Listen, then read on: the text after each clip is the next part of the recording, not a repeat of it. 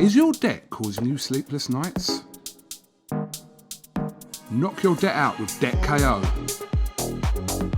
And your debt won't be the only thing keeping you up at night. Debt KO, free, impartial advice on all your debt.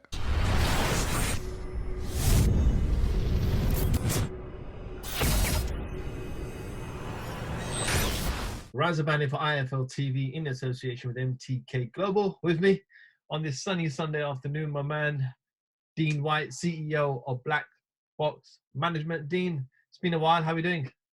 I'm all good, man. I'm just here. Like you say, just enjoying myself on the Sunday afternoon. The weather's not the greatest, but I think I'm going to go for a walk shortly. You know, as you get older, you appreciate different things, considering as well with the lockdown and COVID and stuff. I started to take up the habit of the nice leisurely walks here and there, so I think I'll go and do that. But yeah, I'm enjoying myself. The clocks have gone, what is it, forward? Back. Or back? Back. Yeah. Back. Hey, back, forward. I'm sure it doesn't make much difference to us because guess what? We're in Tier 2 lockdown and, you know, there's nothing to do after 10 anyway, so hey. But yeah, it's gone backward and, you know, got an extra bit of lying, I guess. Dean, before we talk anything related to boxing, I just want to touch on last night. I know you're a big UFC fan as well. You would have watched arguably one of the greatest athletes to partake in the UFC in Khabib. It was regarded as one of his toughest fights, but I want to focus on what he said after the fight, which was he announced his retirement at fighting, 29-0, 13 straight championship fights, undefeated, undisputed. Were you surprised with what he said at the end? You know, I wasn't surprised because whoever follows UFC, there's been a hint and conversation that it would stop at 30, anyway.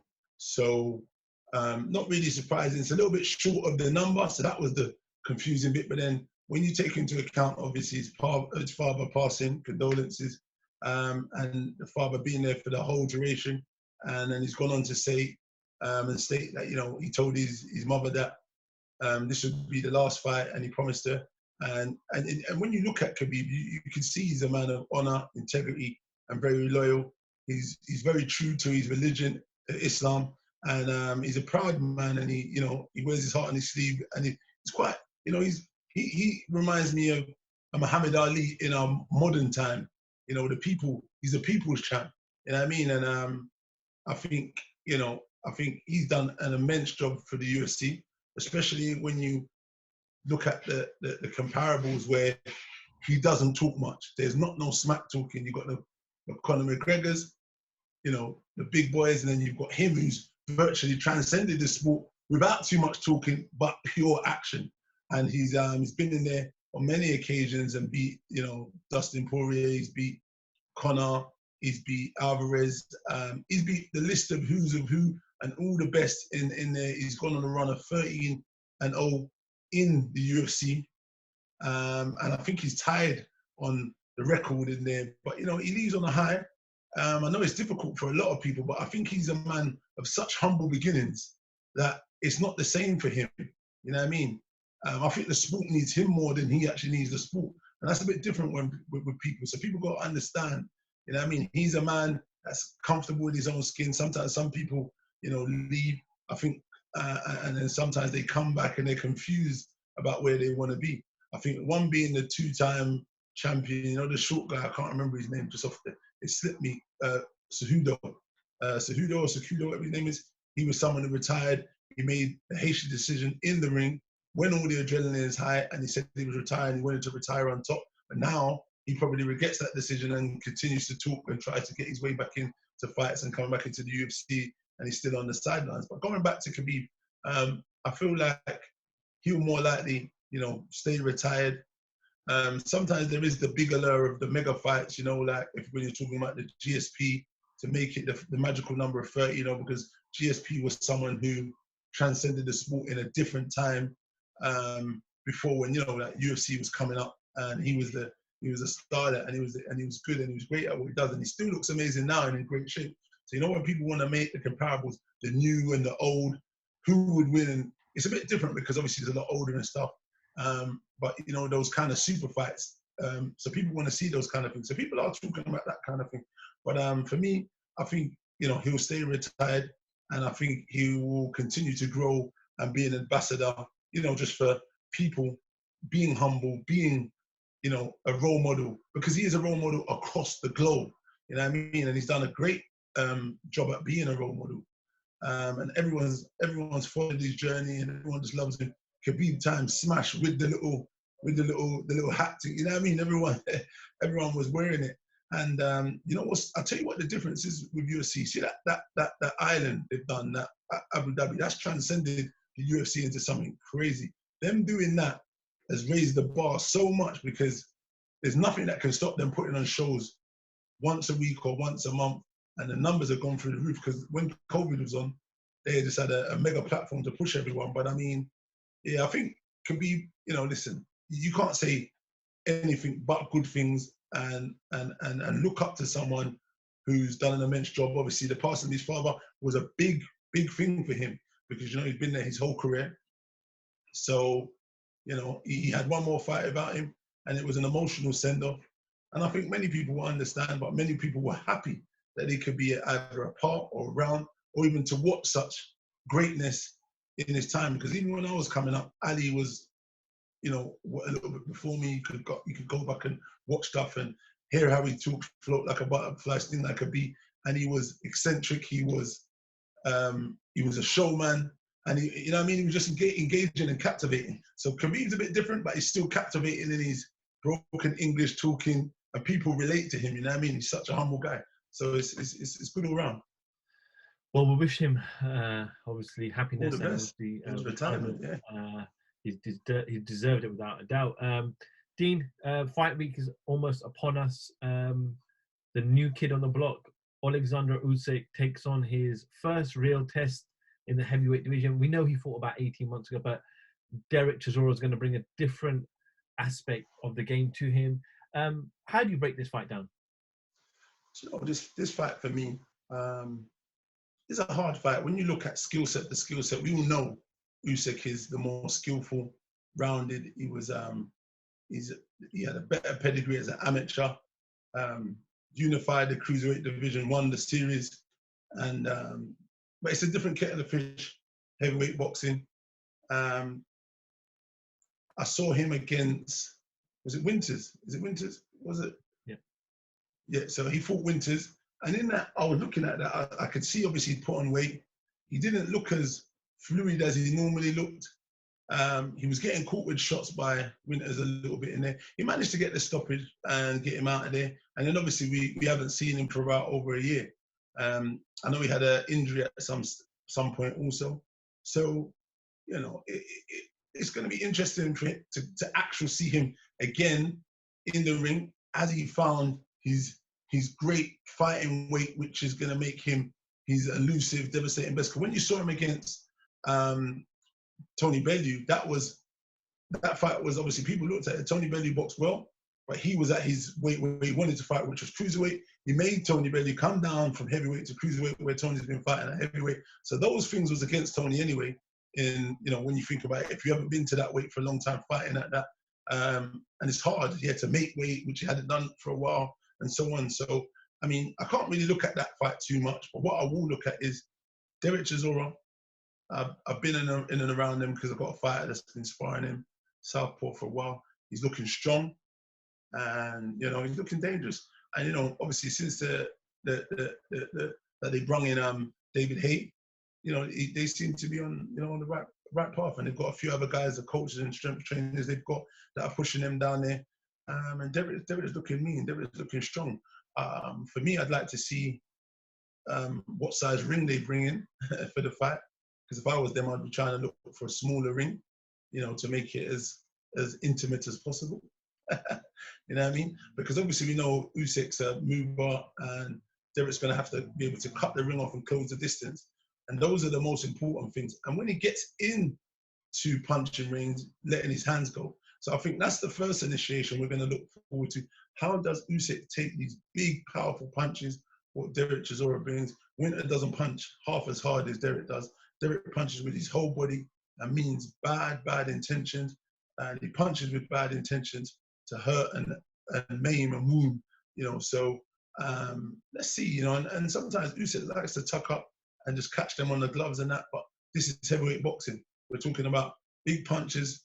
You know, you're taking them.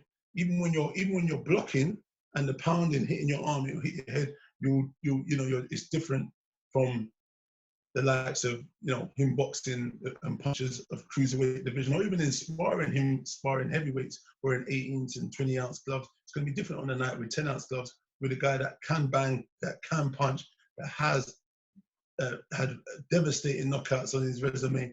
So it's going to be interesting to see how he does. You know, Derek likes to go to the body and come up to the head. So, you know, it makes for an interesting fight. I would just like to see the size of the ring, and I'd like to see that, you know, Derek works on trying to cut the distance and make sure when he gets into the distance, he lets his hands go and do a devastating job. And maybe we'll have another upset like Lomachenko, man. You know? Derek, when he fought Vitaly Klitschko, it was a great fight, 12 rounds, gave him a hell of a fight. He fought Fury, lost comfortably. He lost, unfortunately. He then fought David Haye as well. He got beat quite comprehensively. We thought that was the end of Derek Chisora, and all of a sudden we got this second coming of Derek. He had those two great fights with Dillian Whyte. Takam, he pulled that out of the bag.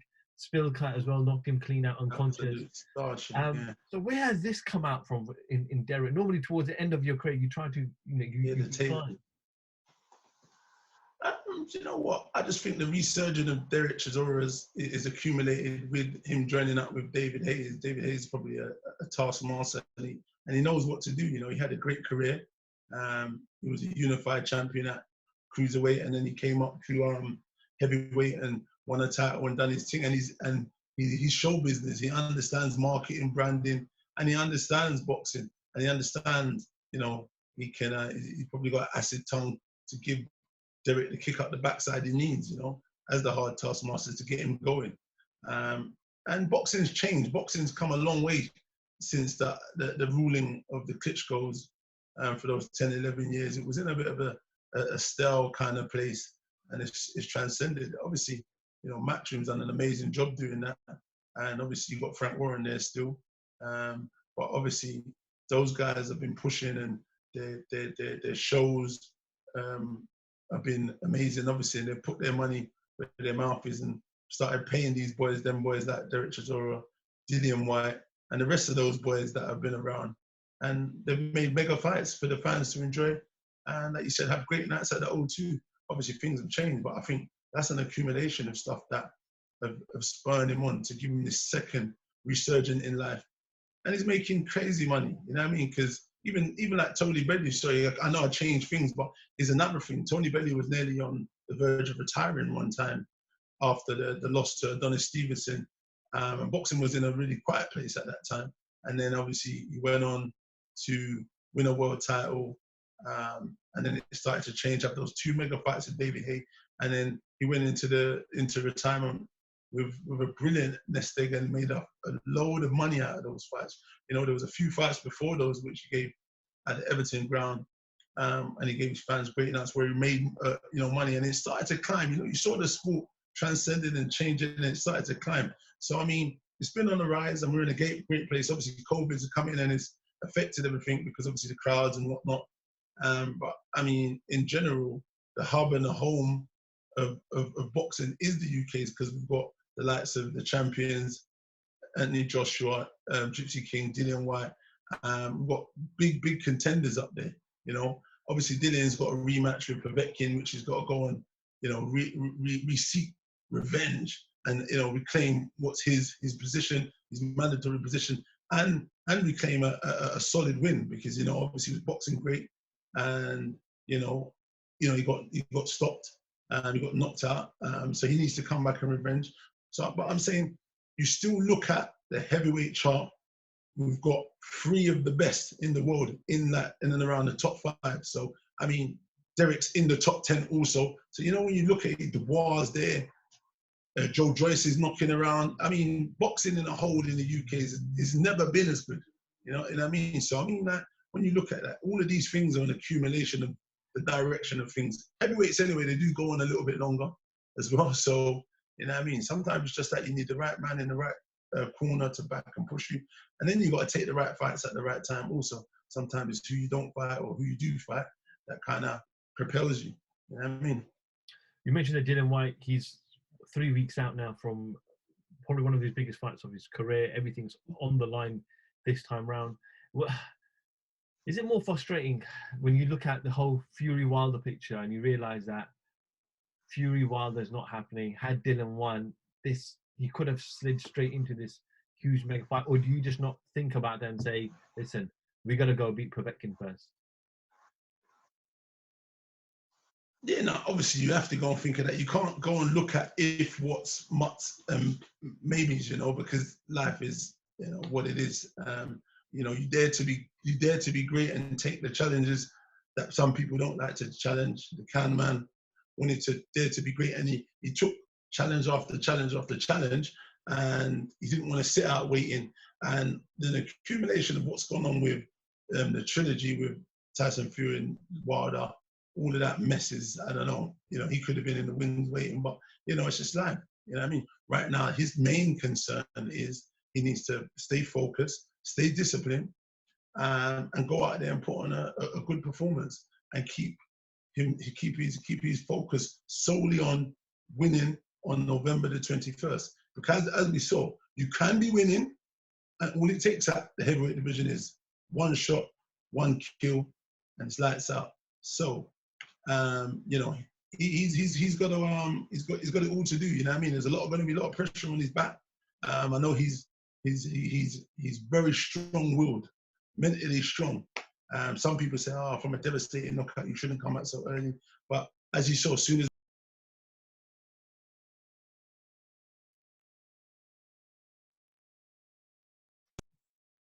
he was saying that he wanted the rematch immediately, so you know where he's a man that wears his heart on his sleeve. So you know where his mind's at and what he's done. So come November the 21st, he'll be fit, ready, strong, and he just got to go out there and execute his game plan and just say to himself, well, listen, this is round 6. I didn't make it to round 6, but you know, we're going to get this show on the road, and we're going to try and get this sucker out of there. We know he's durable. We know he's tough. We know he packs a hell of a punch. You know, we got to stay switched on and stay focused, and that's what it is about. You know, you've got to stay switched and stay focused, because that's what happened with Lopez. Lopez stayed so switched on in that Lomachenko fight. He didn't put a foot out of place to give Lomachenko a chance of, with that, taking away his win that he was on the way to, because Lomachenko started pretty slow and he was just on the climb, and he said, you know, I'm going to close the show up and make sure I snatch those titles, and he punched it out even to the last bell. So, you know, dude's got to stay switched on and take pride in things like that. Again, you know, look, that guy, they were talking about him being pound for pound #1, the best in the world, the best that ever did it. And then that guy said, you know what, I believe I got the beating of him, but it's about discipline and focus and staying switched on, and he went and done it. Pulled it off. Well, we look forward to, obviously, Dylan Whyte and Povetkin in 3 weeks' time. We've also then got Joe Joyce, Dubois. We've got Fury back on the 5th of December. We've got Joseph Parker and Far in New Zealand. We've got Anthony Joshua and Pulev. Great time to be a heavyweight. Yeah, listen. Right now in the UK, back to what I was saying again, we've got 3 big major fights as heavyweights coming up, starting this weekend on October the 30th. Usyk and Chisora. Then it's Whyte, Povetkin. Then it's AJ is back after a big year layoff against Pulev. Listen, man, the English fans, you know, I think they'll be happy. But I think all of these fights are pay-per-view, so maybe not so happy given the climate we're in. But I mean, listen, if you're a fan, you're a fan. There's not much else to do. No one ain't going to the pubs that much because they closed early. No restaurants, no parties. So we ain't got much else to do. You know what I mean? But try and entertain and have entertainment at home. So over the next few weeks, we're going to have a great few weekends where, you know, I think we're going to be entertained quite a lot. Yeah, because you've got Dubois and Joe Joyce as well, and then you've got the Gypsy King on December. Listen, we've got a lot of entertainment coming. We're actually going to be saturated with big fights after big fights, you know. So I'm looking forward to it. Dean, just want to get your opinion. You obviously mentioned there about Teofimo Lopez and Lomachenko, which was a great win for Teofimo last week. Floyd Mayweather made some comments this week ahead of Gervonta Davis's clash against Leo Santa Cruz on the same night as Chisora and Usyk. And Floyd said that the governing bodies, the sanctioning bodies, the IBF, the WBO, the WBC, the WBA, they all need to stop creating too many belts in the division. It's confusing. You have franchise champions, you have super champions, you have interim champions. And right now the question is Teofimo You're a diamond champion. the diamond champions? Is Diamond Teofimo belt. the actual undisputed champion? Because we know the WBC belt is actually with Devin Haney. So what do you make of this? And is this just a mess that's cruel on our sport? Well, what I would say to that is, you know, the boxing is sanctioning rules. That's how they make their money, by dividing up stuff like that. But what you got to look at is the situation where you've got with Dillian and the WBC.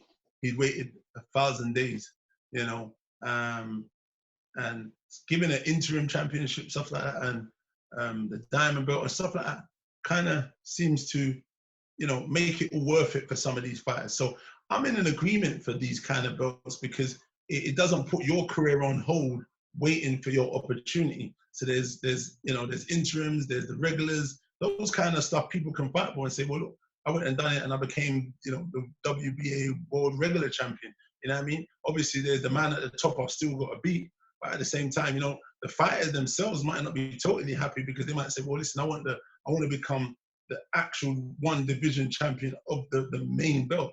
But as a climbing step, when you're going up, you're looking and saying, well, you know what, if there's an opportunity to win a belt and go down in history and say, well, I was a diamond belt champion, I was an interim world champion, I was the WBA regular world champion, you know, no one's going to turn that down, you know what I mean? But obviously it's a money spinning play, and I think, you know, it's just part of boxing, man, you know what I mean? Things evolved. Back in the day, you know, it was a bit different, you know what I mean? There was like literally a few belts. Now you've got many different champions, but then what it doesn't do is hold people back in their career and in their achievement process. Because look, with Joshua, he's got many different mandatories. I think Pulev is one, Usyk is one. It's crazy. So, like, and then if you become mandatory, it's just all over the place, you know what I mean? And then you don't got to fight that one, you got to fight that mandatory, you got to fight this one.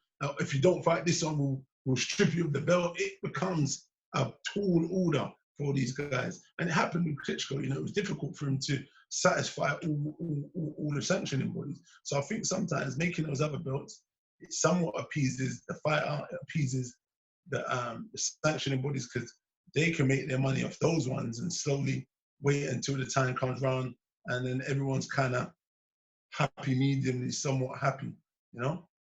Don't you feel like it, though, for the hardcore fans, it might help, but to bring in the casuals and the audiences that don't watch boxing regular, when they look at it, they're like, who is the actual world champion of that division?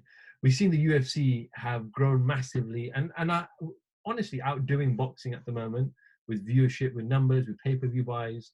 At this moment, they have one main champion. Everybody knows who the king of the division is. Here, sometimes we just don't know who. Hold on. Let me stop you. The kid that gave you that foot yesterday was interim world champion now.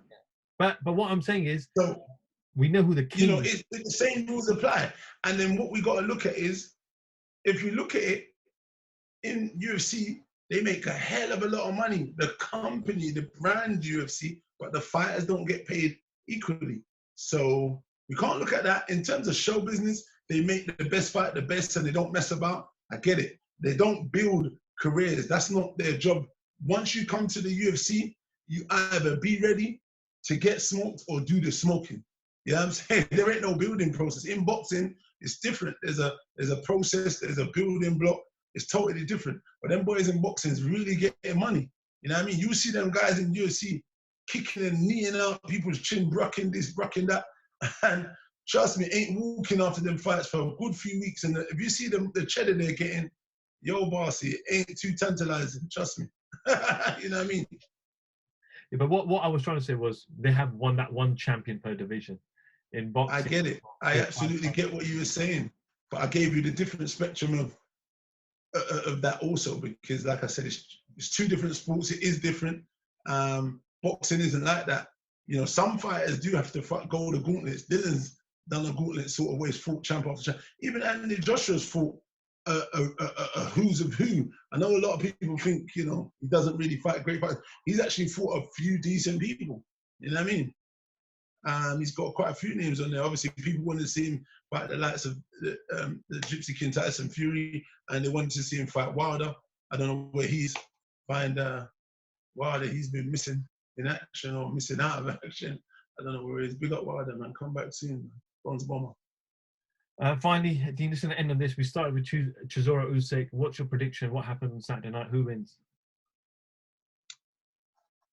I'm going to go with Chisora. It is a tough ask. It is a tall order.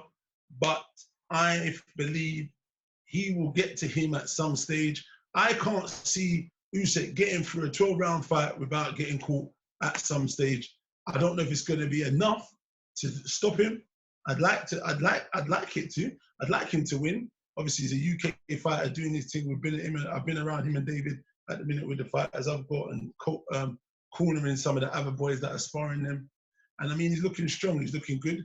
But those boys ain't Usyk. It's only going to count on the night, under the bright lights. And let's see how Usyk is in there. Put on more weight, up at heavyweight. Can he move for the duration? For the whole fight? Can he take Derek's big power shots? Many questions to be answered, and it ain't too long, but I'm going to be voting for War. Chisora. Dean Whyte for IFL TV. Thank you very much. Thanks very much. Take care. Is your debt causing you sleepless nights? Knock your debt out with Debt KO. And your debt won't be the only thing keeping you up at night. Debt KO, free, impartial advice on all your debt.